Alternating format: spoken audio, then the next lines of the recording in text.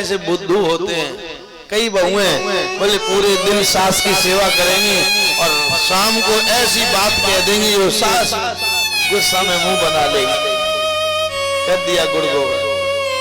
फिर कहेंगी महाराज ये बड़ी बहू हमारी वैसे तो अच्छी है लेकिन मुंह की बहुत खराब है, दिन भर अच्छी तरीके से सेवा करेगी और बोले शाम को ऐसी बात कहेगी सब बेकार हो जाएगा।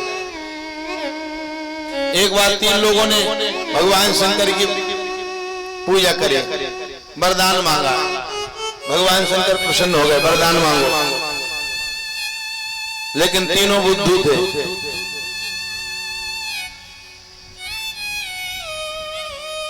लड़ाई करने लगे, मां कहने लगी पहले मैं वरदान मांगूंगी, बेटा कहने लगा मैं मांगूंगी, पिता कहने लगा मैं मांगूंगा। भगवान शंकर ने कहा लड़ो नहीं, एक एक से मांग लो, चलो पहले नारी को मांगने दो। तो पत्नी ने वरदान मांगा, है भोले बाबा हमें एक वरदान दे दो। भोले बाबा ने कहा एक मांगना ज्यादा नहीं। अब नारी ने कहा क्या मांगे क्या मांगे, हमारी माता बहनों को बुढ़ापा अच्छा नहीं लगता, बोलो राधे राधे, जोर से बोलो। जब तक क्रीम पाउडर लगाते हुए चेहरा चमके नहीं तब तक वो शीशा में देखने में अच्छा नहीं लगता। बूढ़ी बूढ़ी माताओं से कहा शीशा देख लो, बोले अब क्या देखे, अब तो दांत ही नहीं रहे। वो बोले बोले बाबा अब हम बूढ़े हो रहे हैं, एक काम करो क्या, बोले हमें 16 साल की सुंदरी बना दो। बोले बाबा ने कहा तथास्तु। अब बगल में खड़े थे पति से कहा तुम वरदान मांगो, तो पति को आया क्रोध, ससुरी की न पूजा न पाठ न घर न मकान न दुकान न धन न दौलत, सुंदर वन में चली है। ए भोले बाबा हमसे प्रसन्न हो, बोले हाँ तो एक वरदान दे दो। बोले क्या, बोले जिसको तुमने 16 साल की सुंदरी बनाई है उसे दिवाली की छुपकली बना दो। भोले बाबा ने कहा था दीवाल की छपकली बन गई। अब बेटा से कहा बेटा वरदान मांग लो। अब बेटा ने कहा हम क्या मांगे, रोटी बनाने वाली घर पे केवल माँ थी, वो छपकली बन गई। तो बोले हे भोले बाबा हम तीनों लोग जैसे थे वैसे ही करें। तीनों वरदान चले गए, किसी ने नहीं कुछ मांगा। बड़ी चतुराई से वरदान मांगे हिरण्यकश्यपु ने, लेकिन प्यारे भक्तों चतुराई भगवान के आगे किसी की चलती नहीं। वरदान मांगकर जैसे ही घर पर आया, क्या देखा कि अपने क्षेत्र में असुरई फैला दी, मार काट, कोई हवन नहीं करेगा, कोई यज्ञ नहीं करेगा, कोई भजन नहीं करेगा। ओ शुभ आचरण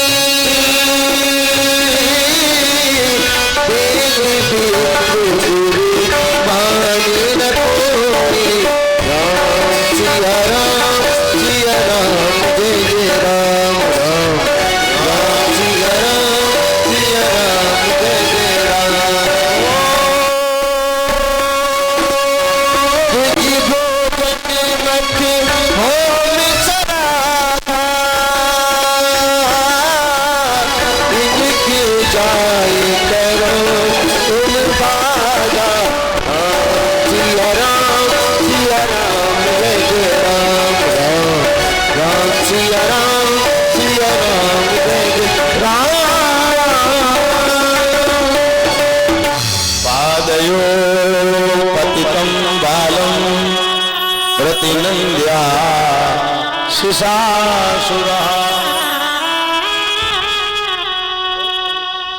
माइक वाले कहाँ गए, चले कहाँ जाते हो भाई? ए माइक वाले भैया इधर बैठा करो, इसमें थोड़ा ना भारीपन करो, क्या बेस डलवाएं? अच्छा अच्छा। न मत प्रणीतम न परा प्रणीतम सुतो वदते सुतवेन्द्र शत्रु। हिरण्यकश्यपु ने अपने प्रिय पुत्र प्रहलाद को अपने गोदी में बैठाया।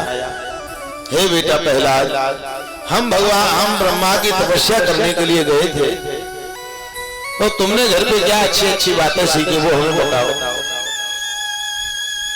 प्रहलाद ने कहा पिताजी हमने 9 बातें सीखी हैं। नवदा भक्ति का वर्णन किया।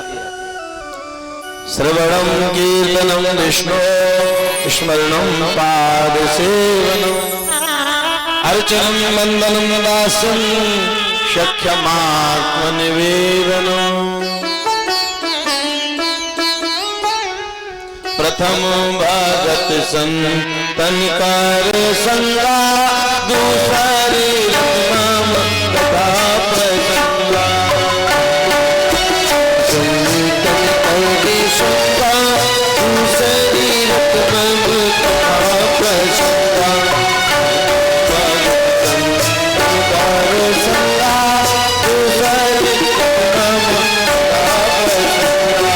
दूसरी रत्नम कथा प्रसंगा। रघुपति पंकज सेवा तीसरी भक्ति हमारी रामा।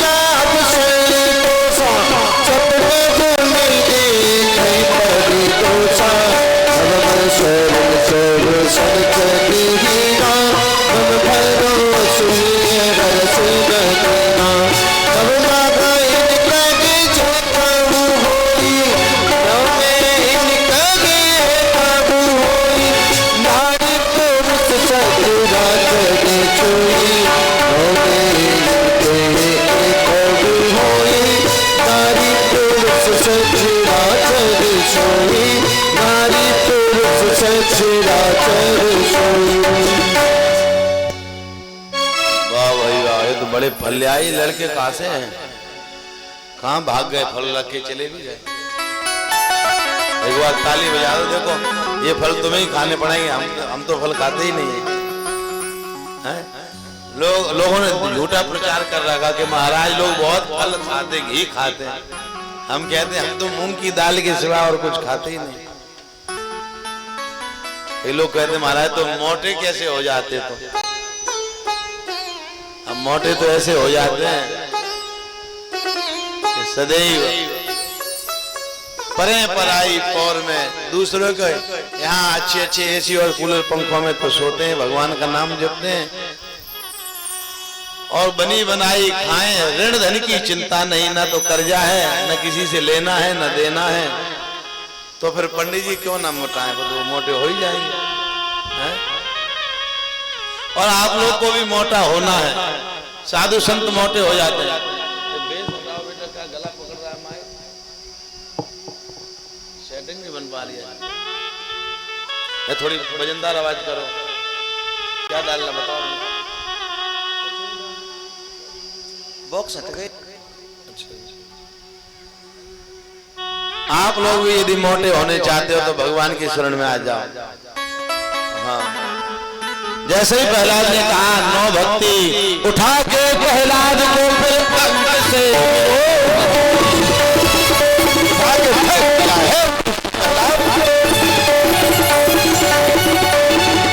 तेरी इतनी हिम्मत, तो विष्णु का भगत विष्णु की 9 भक्ति करेगा? जल्लादो इस प्रहलाद को पकड़ लो और मार। ये भले ही मेरा बेटा है, लेकिन नगर गांव में एक कोई पुजारी बन जाता है, उसके देखते देखते बहुत लोग पूजा करने लगते हैं। नगर गांव में एक कोई शराबी बन जाता है, तो उसके देखते देखते कई लोग शराब पीने लगते हैं। नगर गांव में एक कोई जुआरी बन जाता है, तो उसके देखते देखते कई लोग पत्ता खेलने लगते हैं। मार दो उसे। हाँ, अभी हमारे राठौर साहब ने भागवत कराई, तो भागवत सुनने के बाद कई लोगों के मन में ये भाव आया, क्या अब हम भी भागवत कराएंगे, ये भाव आया। हाँ, लोगों के अंदर जागृति होती है। और आपको बता दें, धर्म को देखकर जो धर्म करे बोले उसका फल आधा, तो बोले जिसने धर्म किया उसे देखकर जिसने किया बोले उसको मिल जाता है। अच्छा काम है ना। आपको बता दें, जिसकी नौकरी नहीं लग रही हो, भागवत बोल दो सच्चे मन से, 33 कोटि देवता उस बालक की रक्षा करने में लग जाते हैं। क्यों? बोले भागवत होगी, 7 दिन तक राम नाम बोलेगा, हवन होगा, भंडारा होगा, प्रसाद बटेगा, कितने लोगों को धर्म का फल मिलेगा। तो देवता लोग उसकी रक्षा करने लगते। तब तो प्रहलाद को ले जाकर पहाड़ों से पटक दिया नीचे। प्यारे भक्तों, प्रहलाद मरे नहीं तो बोले प्रहलाद को भगवान ने ही हवा के वायु के देवता बन के अपने हाथों पे ले लिया। पहरेदार आ नहीं पाए, प्रहलाद आ गया। हिरण्यकश्यप ने कहा, हे पहरेदारों, हे जल्लादों, इसे जल में डुबा दो। प्रहलाद को जल में डुबाया, लेकिन भगवान ने रक्षा कर लिया। प्यारे भक्तों, भगवान जिसकी रक्षा करते हैं उसे कोई मार नहीं सकता। कालांतर में आगे चल के प्रहलाद को विषैले सांपों के नीचे डाला, बोले वो भी रक्षक बन गए। हाथियों के नीचे डलवाया, वो भी रक्षक बन गए। प्रहलाद मरते नहीं। प्रहलाद के पिता ने कहा अब क्या करें।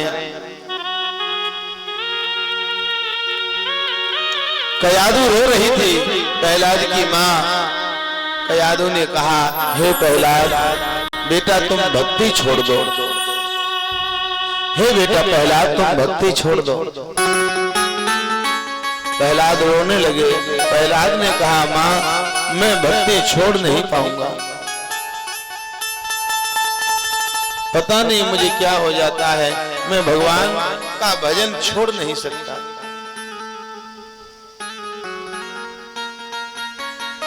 हिरण्यकश्यपु ने प्रहलाद की मां से कहा, अब तुम प्रहलाद को अपने हाथों से जहर पिला दो।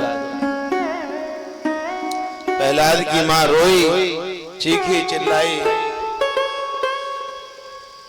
हिरण्यकश्यपु का ऐसा दबाव बना कि अपने हाथों से जहर पिलाना पड़ा, लेकिन प्रहलाद को उस जहर ने भी मार नहीं पाया। जोनो होई न भक्त की हांसी और तोनो भगति होई नहीं साची।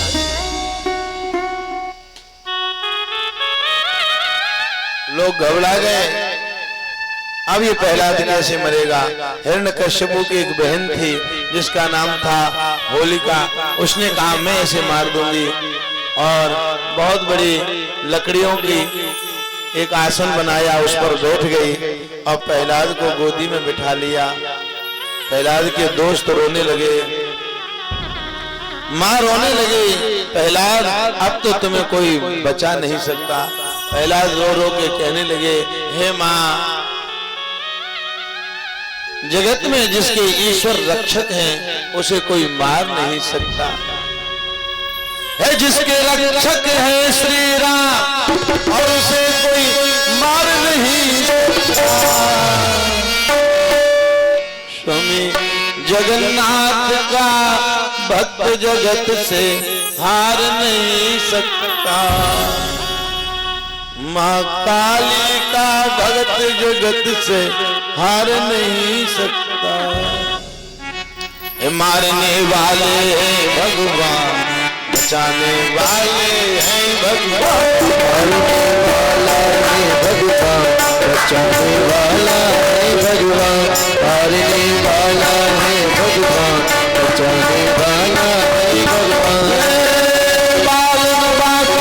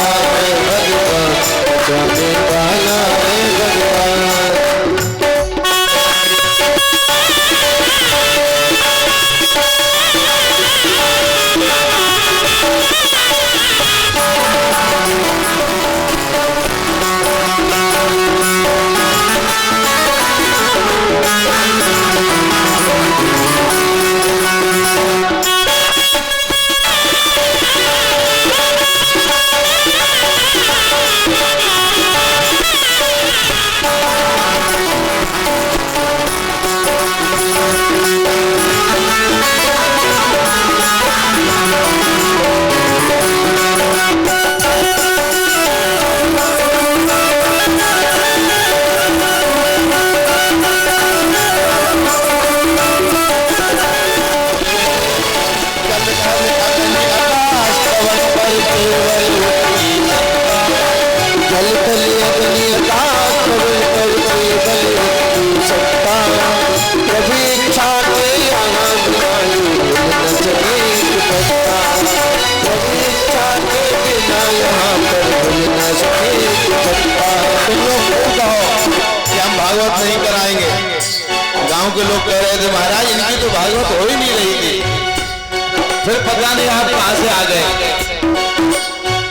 आप लोग खूब मूड बना लो और भगवान की इच्छा है तो कोई रोक नहीं पाए। जल थल अग्नि आकाश पवन केवल उसकी सत्ता प्रभु इच्छा के बिना यहाँ पर हो न सके पत्ता। उसी का सोचा यहाँ पे गोता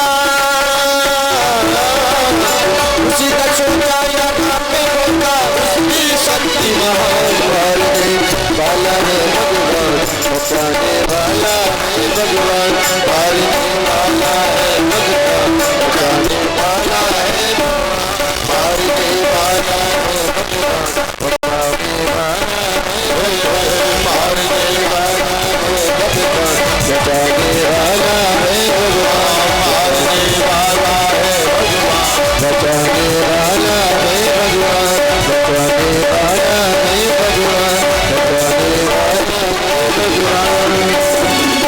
जैसे ही आग लगी होलिका की उस लकड़ियों में भयंकर हवा चलने लगी। इतनी जोर की हवा चली जो चूंदर ओढ़े हुई थी होलिका वही चूंदर जाके प्रहलाद के ऊपर गिरेगी और प्रहलाद की रक्षा हो गई और होलिका हुआ जल के भस्म और वहीं से चल पड़ा होली का त्योहार। अब कुछ लोग खड़े थे प्रहलाद के भक्त तो वो भभूति उठाई एक दूसरे के माथे से लगाई बंधन लगाया गुलाल लगाया गले मिल गए भैया भक्त की रक्षा हो गई। और कुछ खड़े थे राक्षस वो एक दूसरे के ऊपर गोबर डालने लगे कपड़े फाड़ने लगे शराब को पीने लगे। लोगों ने कहा ये क्या कर रहे हो तो कहने लगे होली है बुरा ना मानो।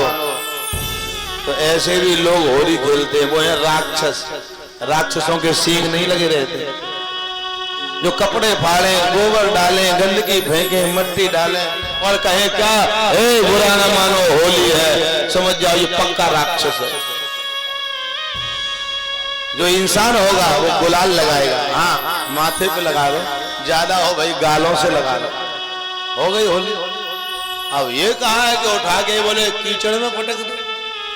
कोई जा रहा है कहीं मतलब उठा के गोबर डाल दिया।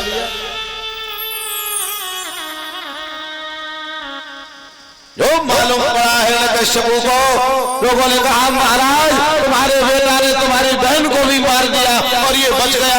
एकदम क्रोध आ गया है कश्यप को पकड़ लिया प्रहलाद को और दुष्ट तेरा भगवान कहाँ छुपा है आज तुझे मारेंगे तेरे भगवान को मारेंगे बच नहीं पाएगा तू न तेरा भगवान। छोटे से प्रहलाद को जैसे ही पकड़ा प्रहलाद हंसने लगे पिताजी यस्त्वया मंद भाग्यो तो मदन्यो जगदीश्वरा। मेरा भगवान तो सर्वत्र विराजमान है। अरे तो दिखता क्यों नहीं बोल कहाँ है। प्रहलाद ने कहा पिताजी मेरे अंदर मेरा भगवान है। अरे तुझे मैं मार नहीं पाऊंगा पहले भगवान का पता बता। बोले पिताजी मोह में राम तो में राम तुम्हारे अंदर भी वही राम है। अरे अपने आप को कैसे मारूं मूर्ख बता तेरा भगवान कहाँ है। पिताजी जो खड़ग तुम मुझे मारने को लिए हो बोले उसमें भी वही राम बैठा है। बोले और कहाँ बैठा है तेरा राम। बोले इस लोहे के इस पत्थर के खंभे में भी मेरा भगवान बैठा है। क्या इसमें बैठा है। बोले हाँ मैं तो क्रोध आ गया यस्त्वया मंद भाग्यो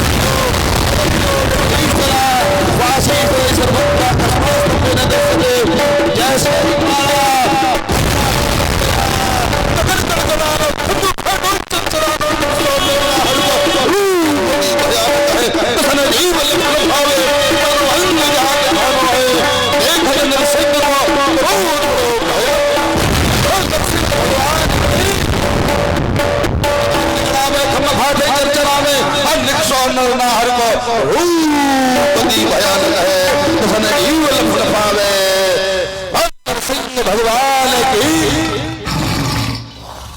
गड़गड़ाहट करते हुए नरसिंह ने से हिरण्यकश्यप को किया और दहरी पे जाकर बैठ गए।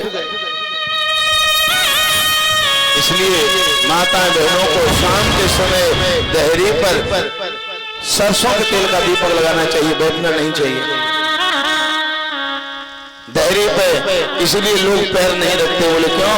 बोले दहरी पे नरसिंह का आसन है। गड़गड़ावे भंड खापो चढ़ावे। और देखते ही देखते नरसिंह ने उसके सारे वरदानों को पूर्ण कर दिया। न दिन में न रात में, शाम का समय है, ऊपर न नीचे, गोदी में बिठा लिया। उसके पेटों को फाड़ दिया, पेट को नसें निकाल कर गले में डाल लिया। और भगवान का क्रोध शांत न हो। जैसे ही ब्रह्मा आए, ब्रह्मा ने स्तुति करी, भगवान ने देखकर ब्रह्मा को दहाड़ मार। भाग गए ब्रह्मा। शंकर आए, दहाड़ मार दी। अब क्या करें? क्या पहलाया आएगी? भगवान का ऐसा क्रोध तो अभूतपूर्व हम कभी देखा नहीं। ब्रह्मा ने कहा यदि पति नाराज हो तो पत्नी को लेकर आए, पति की नाराजगी दूर। लक्ष्मी को लेकर आए। लक्ष्मी ने भगवान के उस विकराल रूप को देखा तो थाली सजा ली। जैसे ही आरती करने को पहुंची, भगवान ने दहाड़ मार। लक्ष्मी मैया थाली फेंक कर दैया मैया करते हुए भाग गई। ब्रह्मा ने कहा अब क्या करें? भगवान का क्रोध कौन शांत करेगा? उसी समय पास खड़े हुए प्रहलाद को देखा। आज ब्रह्मा जो सृष्टि के जगत के पालन उत्पत्ति करता है, वो भगत के हाथ जोड़ने लगे। हे प्रहलाद, ब्रह्मा दया सुर गणा मुनयो तुषिद्धा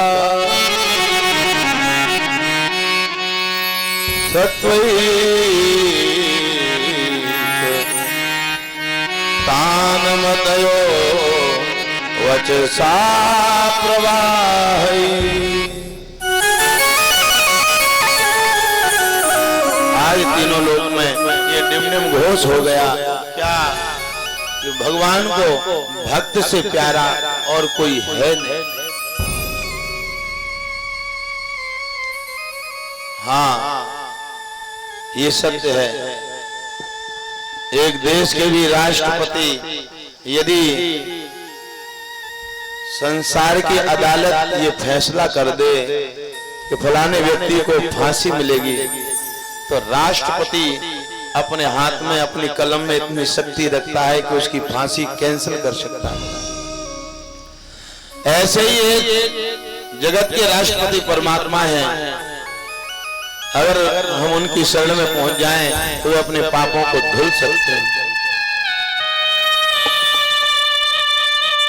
प्रहलाद से कहा है, प्रहलाद तुम भगवान के क्रोध को शांत करो। प्रहलाद दौड़ कर गए और भगवान की छाती से चिपक गए। बोलो भक्तवत्सल भगवान की। भगवान ने जब प्रहलाद को चिपका हुआ देखा तो रोने लगे। भागवत में भगवान दो बार रोए। एक तो प्रहलाद की भक्ति पर और दूसरे सुदामा की भक्ति पर। भगवान दो बार रोए। प्रहलाद को देखकर भगवान रो पड़े। प्रहलाद, तुम राक्षस होकर तुमने ऐसी भक्ति करी, बोलो तुम्हें क्या चाहिए? तुम जो मांगोगे मैं वही दे दूंगा। मेरी भक्ति कभी निरर्थक नहीं जाती। बोलो क्या चाहिए? पहले तो भगवान ने संविधान बदल दिया। भगवान ने डिमडिम घोष किया था मैं राक्षसों को नहीं छोड़ूंगा, और प्रहलाद की भक्ति देखकर भगवान ने ये प्रतिज्ञा करी, प्रहलाद तुम्हारे वंश में मैं कभी भी किसी को मारूंगा नहीं, ये मेरी प्रतिज्ञा है। तुमने ऐसी भक्ति करी है। हे प्रहलाद, कुछ मांगो। प्यारे भक्तों,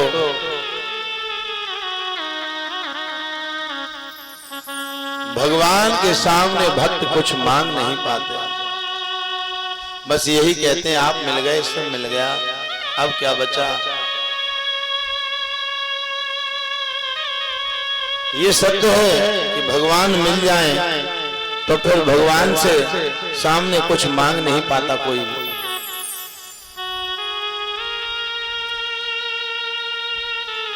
प्रहलाद ने कहा प्रभु तुम्हारी भक्ति बनी रहे, यही सबसे बड़ा वरदान दो। मांगता हूं हरि से वरदान एक ही, वरदान एक ही, तेरी कृपा बनी रहे, वरदान एक ही, केवल आपकी कृपा बनी रहे। हे प्रहलाद जाओ 36,000 वर्ष यहाँ राज्य करोगे और बोले फिर बोले इसके बाद तो हमारे धाम में आ जाओगे। बोलो भक्त वत्सल भगवान की।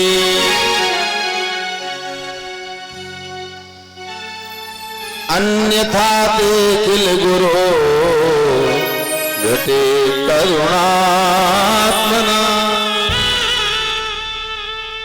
हे राजन प्रहलाद का बड़ा अद्भुत चरित्र है।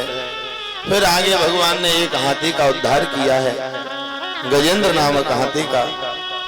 हे राजन कृष्ण कथा सुनाने के पहले श्री सुखदेव जी ने राम कथा सुनाई।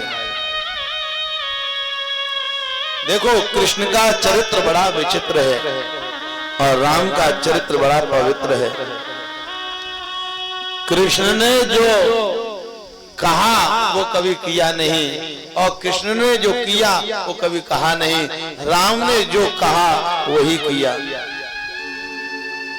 हे राजन भागवत की कथा कहती है राम ने जो कहा है, राम ने जो किया है वो सबको करना चाहिए। कृष्ण ने जो कहा है वो करना चाहिए, कृष्ण ने जो करा है वो नहीं करना चाहिए। क्यों? बोले राम के ठीक विपरीत काम कृष्ण ने किया है। बोलो राधे राधे, बोलो जय सिया राम। जोर से बोलो और जोर से बोलो।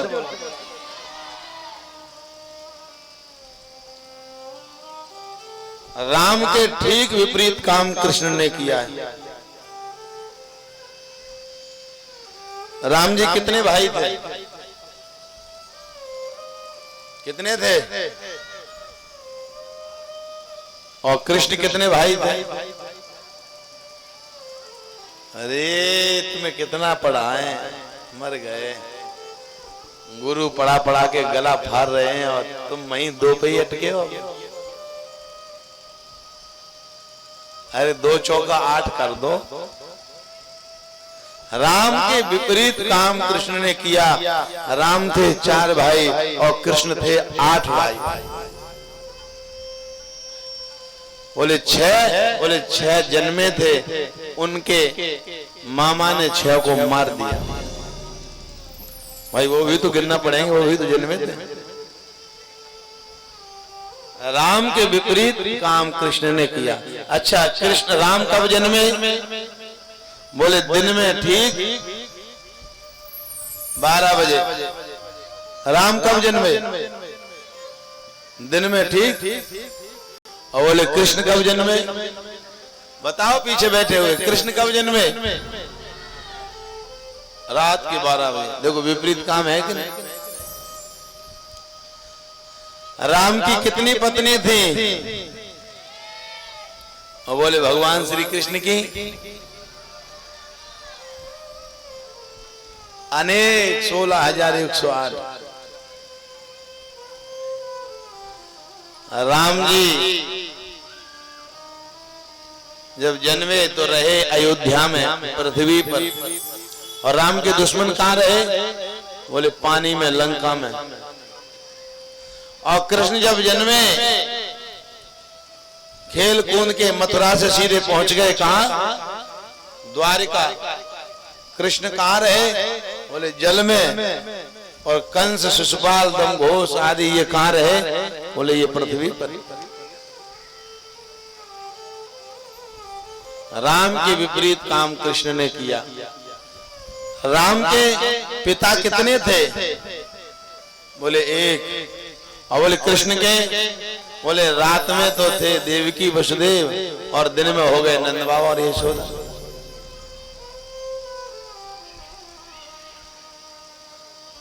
शुरू हो रही है, शुरू हो रही है राम कहानी, शुरू हो रही है राम कहानी। लिखी बाबा तुलसी ने, रची बाबा तुलसी ने, तेरे को दीवानी। शुरू हो रही है राम कहानी।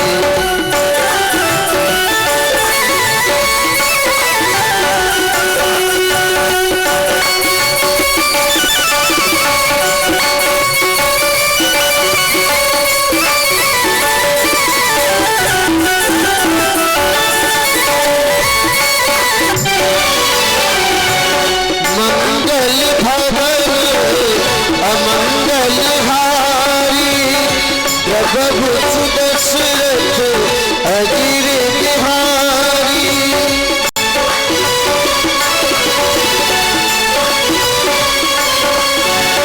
मंगल भवन अमंगल हारी, प्रभु दशरथ अजीर बिहारी। लिखी बाबा तुलसी ने, रची बाबा तुलसी ने,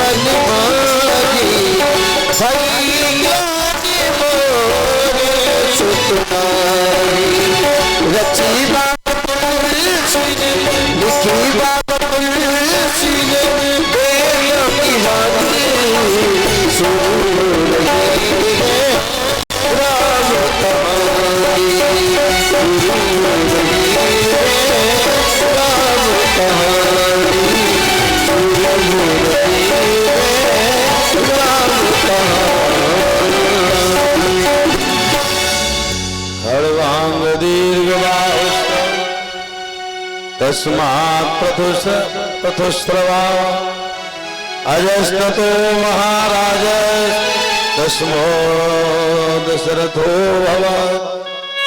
राजन, अयोध्या में एक राजा दशरथ रहते थे और बड़े तपस्वी थे। 3-3 रानियां थीं लेकिन कोई संतान नहीं। दुखी होकर अपने गुरु के पास गए, हे गुरुदेव हमारे कोई संतान नहीं। गुरु ने कहा, हे राजन तुम धैर्य रखो, यदि भक्त चलकर स्वयं गुरु के स्थान पर आए और गुरु से अपना दुख कहें, थोड़ी आवाज भारी करो,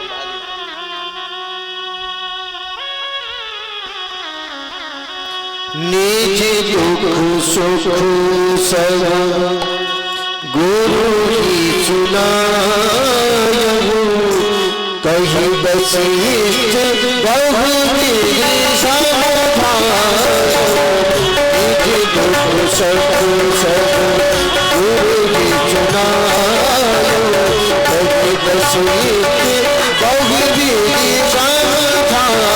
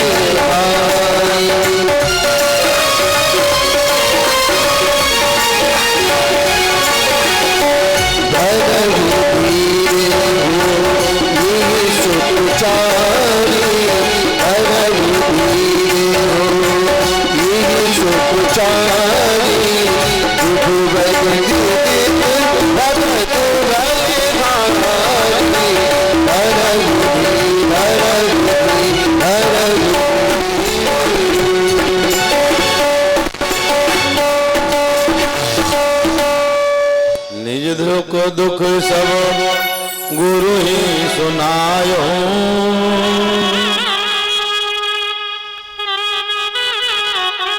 सुख और दुख ये सबको नहीं बताए जाते। हम कितने सुखी हैं, हम कितने दुखी हैं, ये भी सबको नहीं बताया जाता। ध्यान दो, हम कितने सुखी हैं, हम कितना धन कमाते हैं, ये सबको नहीं बताना। अपनी कमाई किसी को मत बताओ, अपना दुख भी किसी को मत बताओ। हाँ, गुरु मिल जाए, सबके सामने भी अपना दुख मत रो। लोगों की आदत बन जाती है, जहां गए जिसे देखा बोले वहीं अपना पूछने लगे, महाराज हम बहुत दुखी हैं, दुख दूर करो। सबको मत बताओ, सब इतने ज्ञानी नहीं हो सकते। एक पर आस्था रखो, एक चुन लो, अपने जीवन का गुरु चुन लो। माता पिता बन गए, एक गुरु बना लो और उन गुरु से ही अपने अंतरात्मा की बात कहो। और जो गुरु से तुम जिस वक्त अपना दुख कहो, उस वक्त गुरु की वाणी का ध्यान रखो। उस समय, उस आवेश में गुरु ने तुमसे जो बोल दिया, अब तुम्हारा दुख मिट जाएगा, तुम ये काम कर लो। लोगों की आदत पड़ जाती है, प्लाट खरीदते हैं, यहाँ भी पूछते हैं, वहां भी, वहां भी, वहां भी, वहां भी, फिर बोले फिर भवाटवी में पड़ जाते, फिर वो खरीद नहीं पाते। इनसे भी पूछा, इनसे भी पूछा, उनसे भी पूछा, सब लोगों से पूछा, तो एकदम दिमाग में बवंडर, ये संसार है, संसार में जिसके चक्कर पड़ोगे वो एक नया रास्ता बता देगा। ये हम सिद्धांत की बात कहते हैं। सबके सामने मत दुख रो, और जिसके सामने दुख रो दिया फिर वो जो बताए वो करो। ये मैं व्यास मंच से गारंटी से कहता हूं, आपको तत्काल आराम मिल जाएगा, आपका निदान हो जाएगा। और भटकते रहोगे, भटकते रहो, भटकते रहो। ये संसार बड़ा भवार है। गुरु वशिष्ठ ने दशरथ रोए कहा। और एक बात और, कई लोगों की आदत पड़ जाती है, हमारे शिष्य बन गए, हमारे शिष्य बन गए, हमारा नंबर ले लिया, फोन लगा, महाराज जी हाँ घर में किराएदार नहीं, माता ठोका, किराएदार ढूंढ के लाए तुम्हारे घर। महाराज जी हाँ आज हम गैस पर रोटी बना रहे थे, हमारे फड़का पड़ गया, क्या बात है? और ये भी बात पूछने की, सहो सहन शक्ति भी रखो। ये संसार है, थोड़ी बहुत उलझने तो तुम्हें अपने आप हटानी पड़ेंगी। गुरु के मंत्र का जप करो, गुरु के ध्यान करके कुछ उलझने हटाओ। कुछ बातें ऐसी होती हैं जो अपने ऊपर से बाहर हो जाती हैं, हद पार हो जाती है। बोले अब क्या करें? बोले तब गुरु से कहो, हे महाराज अब हम तुम्हारी शरण में आए, अब बताओ क्या करें? फिर जो गुरु आज्ञा कर दे वो कर दो। राजा दशरथ ने कहा चौथापन आ गया, कब संतान होगी? गुरु बताओ। गुरु मुस्काए, राजा दशरथ तुम शरण में आए हो चौथेपन में, वो गुरु ही कैसा जो चिला पर मेहरबान नहीं हुआ। और गुरु जब मेहरबान हो जाए तो बूढ़ा चेला भी पहलवान बन जाए। ये गुरु की शक्ति है, इतनी शक्ति गुरु रखती है। चौथेपन पे आए हो? बोले हाँ। तो जाओ, एक नहीं, दो नहीं, तीन नहीं, अब तुम्हारे चार बेटा होंगे। ये गुरु का वचन है। वचन ब्रह्मा, वचन विष्णु, वचन सहस्रधारा, ये वचन है। जाओ। बोले अब करना क्या होगा? कुछ पाके खोना है, कुछ खो के पाना है, जीवन का मतलब तो आना और जाना है।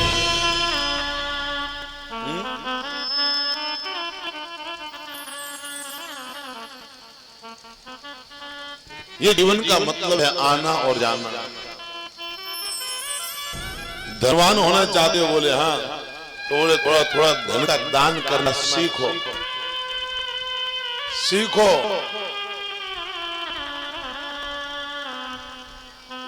देना देके तो जाना ही पड़ेगा, लेके तो जाने। एक फूल की पांखड़ी भी कोई माई का लाल अपने साथ लेके नहीं जा सकता। बोलो राधे राधे, जोर से बोलो।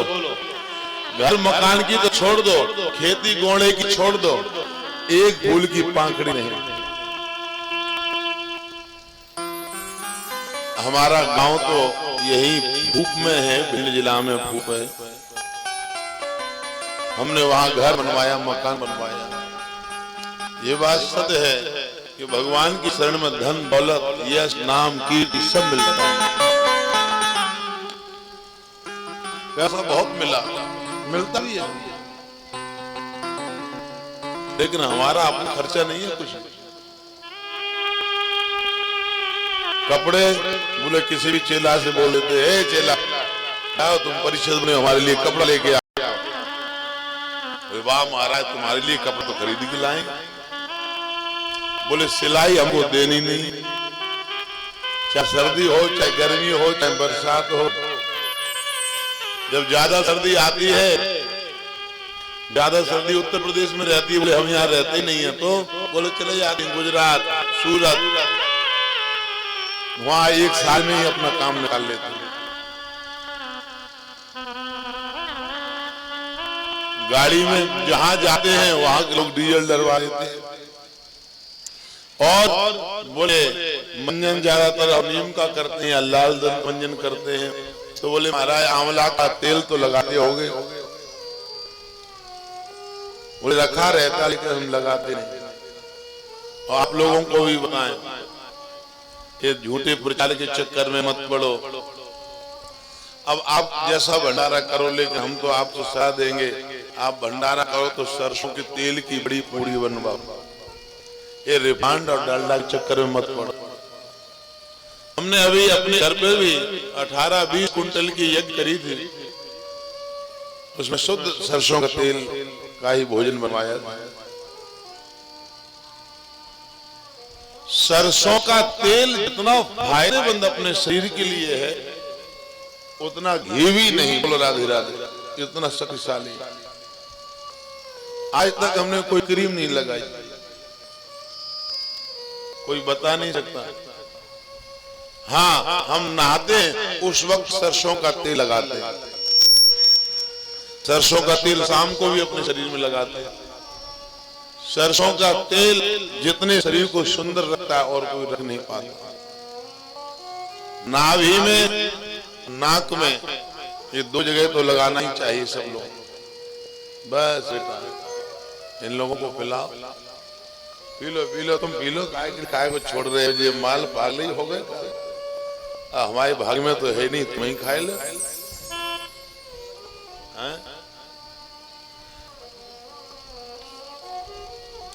पता नहीं, ये जीवन का नियम है।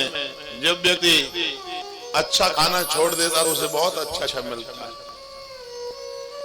जब भक्त की इच्छा मर जाती तो भगवान बहुत कुछ देते हैं उसे। फिर हमने विचार किया, घर मकान सब बन गए, अब चलो एक ऐसा आश्रम भी बनवाएंगे जहां लोग आए। क्यों? मुझे मालूम है कि एक दिन ये शरीर को काल खा जाएगा, एक दिन हम मर जाएंगे, हम भी मर जाएंगे। बोलो राधे राधे।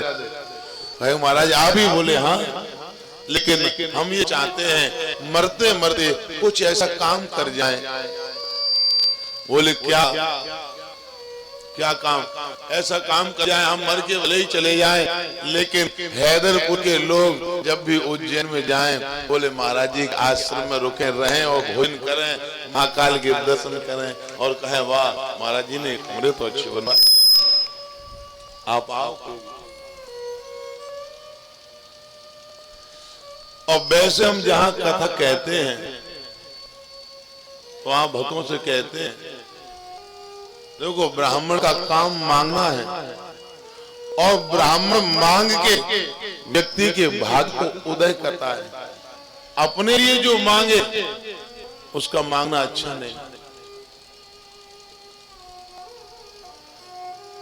हम कथाओं में कहते हैं, यदि आप लोगों ने अपना अपना घर बनवा लिया हो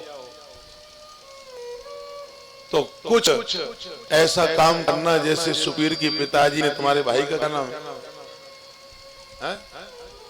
राजमणि, राजवीर है? राजवीर के पिताजी ने बोले जब अपना घर बस जाए तो बोले भगवान का भी घर बसाने का प्रयास कर। देखो कितना सुंदर बंदर बनवाया है। ताली बजा दो। हम जहाँ भी कथा कहते लोगों से कहते हैं कि आप लोग भी धर्म का नेक काम करते रहिए तो आपका नाम बना रहेगा। सुखवीर यहाँ भक्तों से दान मांगे कुछ क्यों? अगर हो सके तो आप लोग भी, हम जहाँ कथा कहते हैं हम वहाँ लिखते हैं कि हम वहाँ कथा कह के आए और वहाँ के नाम से कुछ दान वहाँ आश्रम में लगाते हैं। वैसे तो भगवान की कृपा से पूरा आश्रम बना है, कुछ काम चल रहा है, काम तो चलता ही रहता है।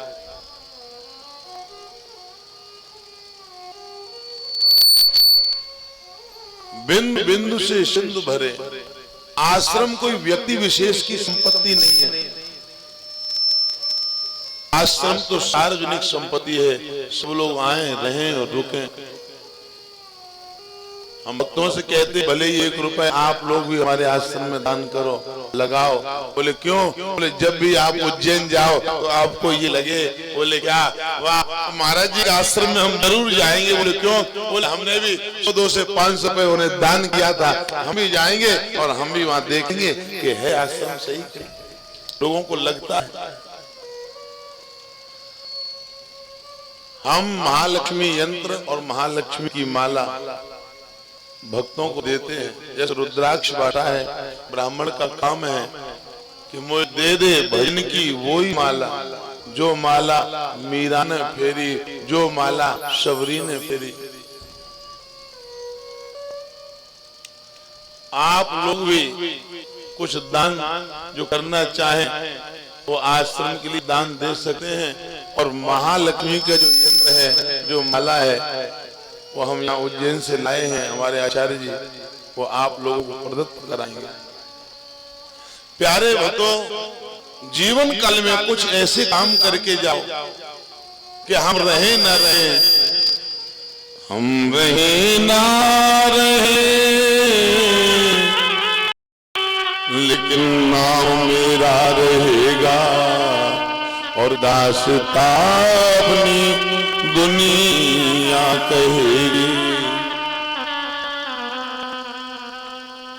राजा दशरथ के मन में ग्लानि हुई और उन्हें गुरु से कहा, गुरु ने कहा है राजा दशरथ, धर्म धीर होयं सुतचारी, त्रिभुवन विगत भगत भय हारी। तुम्हारे यहाँ एक नहीं, दो नहीं, तीन नहीं, चार पुत्र होंगे। हे श्रृंगी ऋषि वशिष्ठ बोलावा, पुत्र का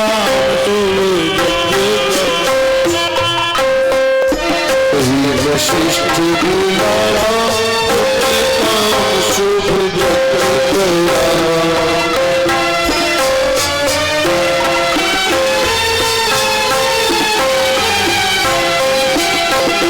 भक्ति से मुनि आहुति भक्ति से मुनि आहुति भक्ति नगरी से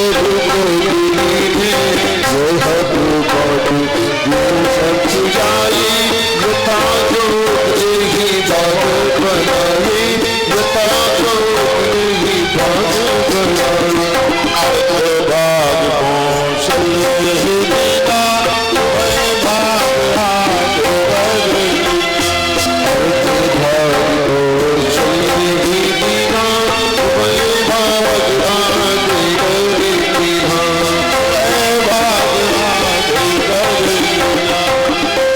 जैसे ही यज्ञ कराई, स्वाहा स्वाहा, यज्ञ भगवान प्रकट हो गए और चरू ला कर दी। हे राजन, ये खीर अपनी रानियों को खिला देना। तो केकई कहे नृप सोदय, केकई को आदि कौशल्या को केकई और सुमित्रा ने आदि खीर बोली, केकई ने और कौशल्या ने आदि सुमित्रा को दे दी। तीनों रानियां गर्भवती हो गई। नौमी तिथि मधु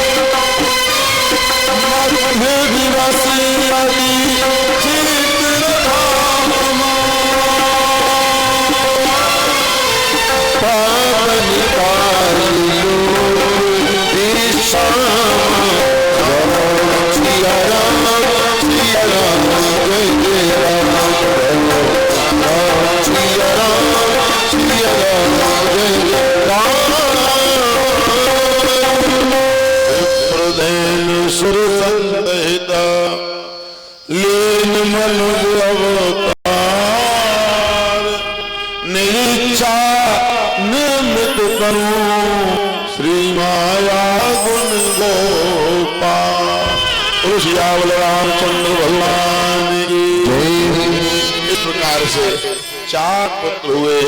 प्यारे भक्तों, गुरु आए हैं, विश्वामित्र उनको अपनी यज्ञ की रक्षा के लिए ले रहे हैं। प्यारे भक्तों, हाँ, भगवान ने ताड़का को मारा है और वहीं से गौतम की नारी का उद्धार किया है और फिर वहीं से जनक को चले गए। राम का विवाह सीता के साथ, भरत का मांडवी के साथ, उर्मिला का लक्ष्मण के साथ और श्रुतकीर्ति का शत्रुघ्न के साथ। राजा दशरथ के मन में आया राम को राजा बना दे, लेकिन भगवान की इच्छा कुछ अलग थी। राजा तो नहीं, लेकिन वनवास मिल गया।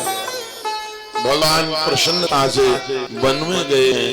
हे राजन, केवट का उद्धार किया है, नवदा भक्ति हुई है, रावण ने सीता का हरण किया है, हनुमान जी ने पता लगाया है, भयंकर युद्ध हुआ है, राम ने रावण को विजय प्राप्त कर ली और आकर राजा राम बन गए, तीनों लोक के राजा और बैठ गए अयोध्या में। और राजा रामचंद्र भगवान की, हे राम, तुम बड़े न्याय की देवता हो, तुम्हारी कथा अनंत है, कोई सुना नहीं पाता।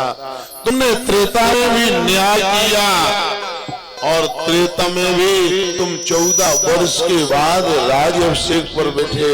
हे राम, तुमने कलयुग में भी न्याय मांगा और 500 साल के बाद राजा राम अपने मंदिर में आकर बैठे। मेरी झोपड़ी के भाग्य आज खुल जाएंगे राम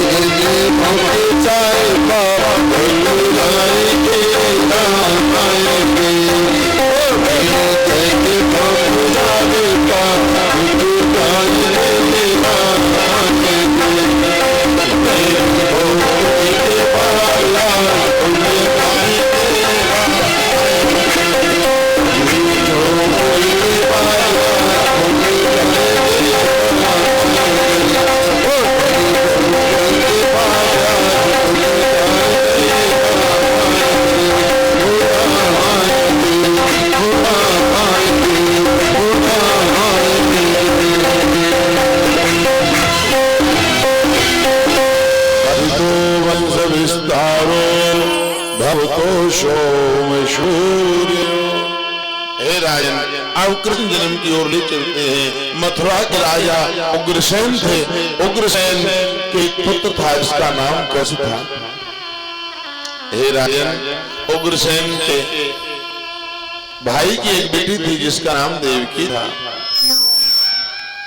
कंस ने विचार किया मैं अपनी बहन का विवाह वसुदेव के साथ कर दूं, और उसने अपनी बहन का विवाह वसुदेव के साथ कर दिया।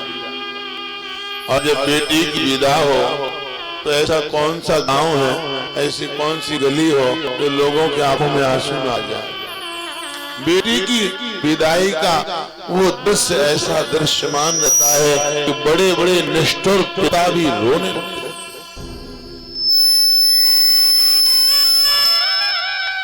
जो भाई छोटे से बड़े तक लड़ता है और जब बहन की विदा होती है तो भाई भी रोने लगता है। विदा को देखकर कंस रोने लगा। देवकी भी गले में लग गई, भैया अब हम परदेश जा रहे हैं, अब हमारा तुम्हारा साथ छूट रहा। एक समय था जब बेटी कहती थी ये मेरा घर है, ये मेरे भाई है, ये मेरे पिता है, और एक समय ऐसा आ गया जब बेटी कहने लगी ये मेरे पति हैं, ये मेरे ससुर हैं, ये मेरा घर है। बोले वो मेरे पिता का घर है। समय समय की बात है, समय के अपने ढंग, और कबहू है बिटिया बाप की तो कबहू पति के। ए भैया भैया भेज रहे परदेश, भाभी का घर छूट रहा। ए बाबुल भेज रहे परदेश, मैया का घर छूट। कंस रोने लगा बहन को चुकाकर। उसी समय भयंकर आकाश चारों ओर घबराहट होने लगी, हाहाकार मचने लगी, बादल उड़ाने लगे, बिजली चमकने लगी। ऐ कंस, जिस बहन की विदा में तू रो रहा है, जिसका 8वां पुत्र तेरा पार होगा, अस्यास्तमाष्टमागर वो हंतायाम वैसे बुढ़ा। जो ये बात सुनी, दुष्ट व्यक्ति को बदलते देरी नहीं लगती। जब तो उसने बाल पकड़ लिए, तलवार निकाल के मारने लगा। न रहेगा बांस और न बजेगी बांसुरी।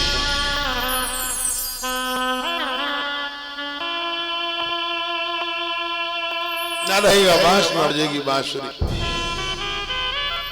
वसुदेव ने कहा, हे कंस रुक जाओ, इसे मत मारो।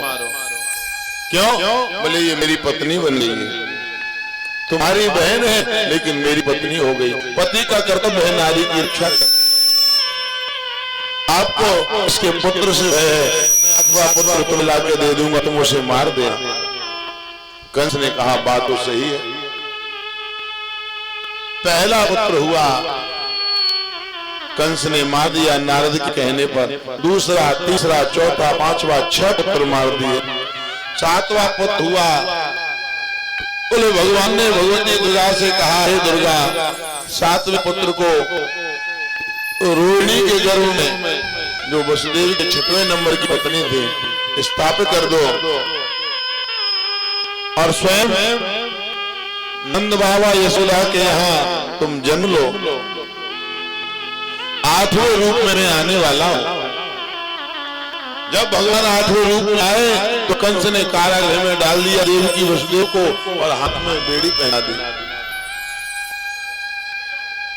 असभ्रष्ट अपारा भासंसारा, धर्म सुनी कान।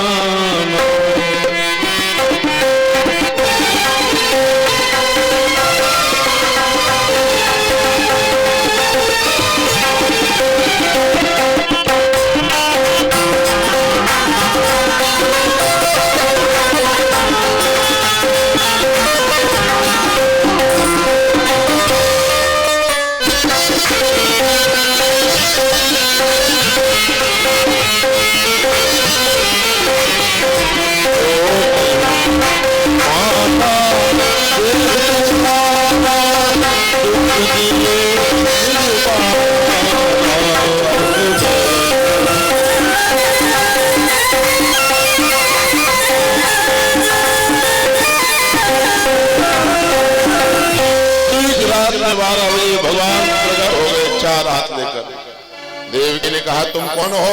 बोले मैं भगवान हूँ। बोले क्यों आए हो? बोले तुमने कहा था हमें तुम्हारे जैसा पुत्र चाहिए।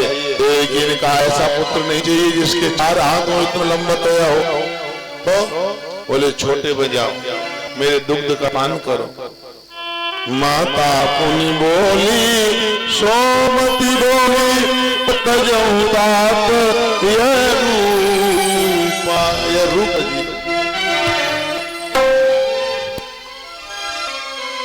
शिशु लीला, छोटे बन जाओ। माँ को छोटा बच्चा बड़ा प्रिय होता है। भगवान ने कहा एक काम करना मैया, मैं छोटा बन जाऊंगा लेकिन तुम्हारे बंधन छूट जाएंगे, तुम हमें डलिया में रख के नंद बाबा के यहाँ गोकुल में छोड़ आना और वहां से पिताजी से कह देना एक कन्या लेकर आए और मैं समय आने पर तुम्हारी रक्षा करूंगा। इतना कहते ही ठीक रात्रि में 12 बजे भगवान नंद महल में प्रकट हो गए। बोलिए कृष्ण कन्हैया लाल की। जन्म में श्री भगवान जेल मोरिया वाले फुल गए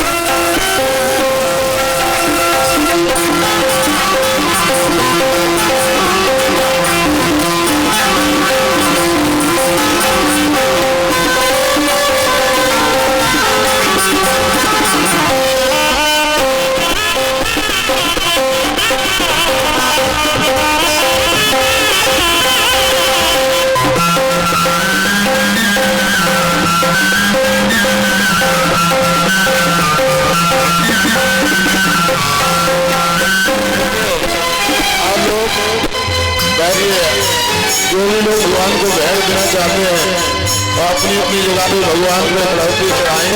हमारे बसदेव, एक बार ताली बजा दो बसदेव के लिए। ये तो बिल्कुल बसदेव लग रहा है। क्यों? तुम्हारी शादी हो गई, अब तुम्हारे बालक होगा। हमारे बसदेव आ रहे हैं। जो भी भगवान को दक्षिणा देना चाहे अपनी वही जगह पे दक्षिणा दे भगवान को। हाथ में लड़े अपनी